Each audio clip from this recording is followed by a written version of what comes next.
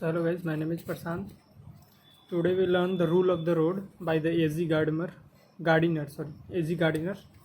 That's a lesson from class 11, chapter 3, the rainbow part 1. That's the subject is English. So the lesson name is the rule of the road, and the writer is A.Z. Gardiner. The full name is Alfred George Gardiner. Was known under his pen name of Alphabet of Plug, was also the most delicate izzat of modern times, and he was author of Delhi's News in 1902 to 1921. He easy combined idea and an emotion with beauty of form and remiel us to please thus sunshine at the Babbles on the shore windfalls and many furrows. In this essay, follow polls what constitute true life. So that's the small notes from A.G. Gardiner, the writer of this lesson. So without wasting time, let's start the lesson, the rule of the road.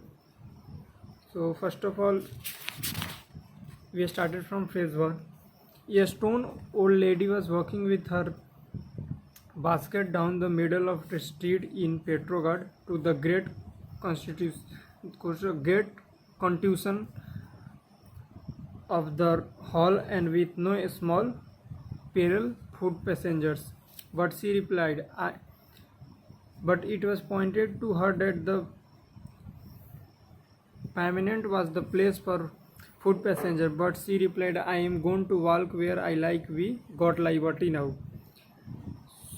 It did not occur to the dear old lads that if liberty entitled the cab driver to driver on the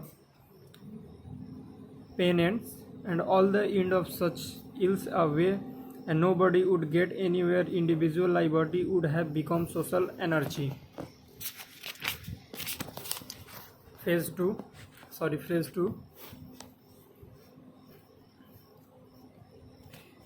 There is a danger of the world getting liberty drunk in these days, like the old lady with a basket, and it is just as well to remind ourselves of what the rule of the road means. It means that in the order that the liberty of all may be preserved, in the liberties of everybody must be curtailed. When the policemen say it, Piccadilly Circus step into the middle of road and puts out his hand. He is the symbol not of tyranny, but of liberty. You may think so. You may be in a hurry and seeing your motor car stop by his insolence of office, feel that your liberty has been violated. How dare his fellow interfere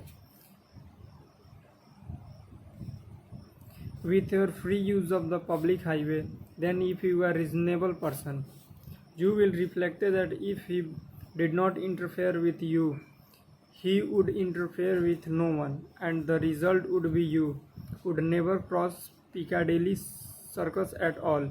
You have submitted to a curtailment of private liberty in order that you may enjoy a social order which make your liberty a reality.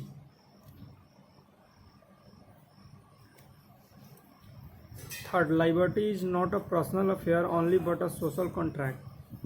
It is an adjustment of interests in matters which do not touch anybody else's liberty, of course.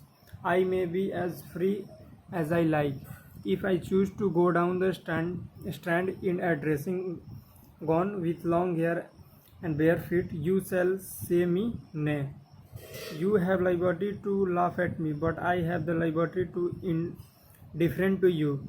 And if I have fancy by dyeing my hair or waxing my moustache, which heaven forbid, or wearing a tall hat, frock coat and sandals, or going to bed late or getting up early, I shall follow my fancy and ask no man's permission.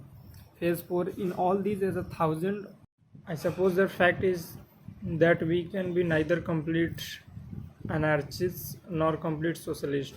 in the complex world, or rather we must be a judicious mixture of both. We have both liberty to preserve our individual liberty and our social liberty. And next phrase is it is in the small matter of conduct, in the observance of rule of the road, that we pass judgment upon ourselves and declare that we are civilized or uncivilized. The great moment of heroism and sacrifice are rare. It is the little habits of commonplace intercourse that make up the great sum of life and sweeten to make bitter that the journey. I hope my friend in railway carriage will reflect on this. This then he will not craze. He will not case. I am sure to explain to the neighbors when where the French went wrong and where the Germans went ditto. But he will do it in a way that will permit me to read my blue book undisturbed. Now the answer the following question is, we focus on answer question. For are the right of people less important than the right of the second? Why couldn't the author read this book during his rail journey? Third, what does the author want to convey through the illustration of a trombone? Fourth, what two type of redeem would the author refer to? How are they different? Sixth, list the action of which we ask no one's leave. So finally we completed this lesson here. If you enjoy, drop a like and subscribe to my channel. तो मिलते हैं next video में. Bye guys.